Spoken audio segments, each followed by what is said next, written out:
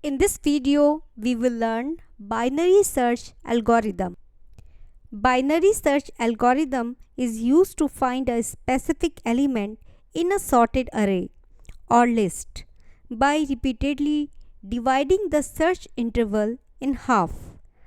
It compares the target value with the middle element of the array and decides to continue searching in the left or right half, narrowing down the search range by half each time.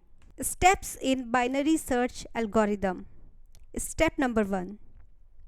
To perform a binary search, the array must be sorted in ascending or descending order. Step number 2. Determine the middle element of the array. Step number 3. Compare the middle element with the target value. There are 3 cases in binary search algorithm. Case number 1. If the middle element is equal to the target, the search is successful and we return the index. Case number 2. If the middle element is less than the target element, the search continues in the right half of the array. Case number 3.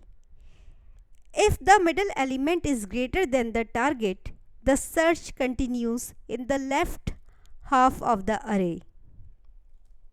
Now we will implement binary search algorithm with example. Let's consider a sorted array in ascending order with elements a equal to 2, 4, 6, 8, 10, 12, 14, 16, 18 and 20. And we want to find the index of element 12. So element 12 is our target element.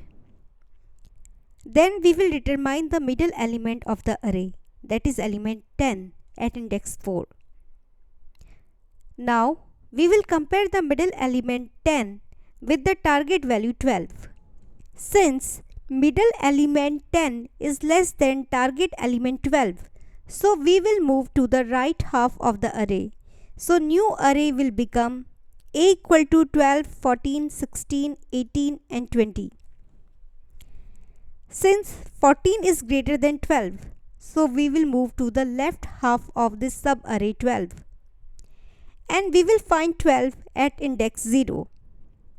So sub-array A will become A equal to 12 at index 0. Now our search is successful and we return the index 0.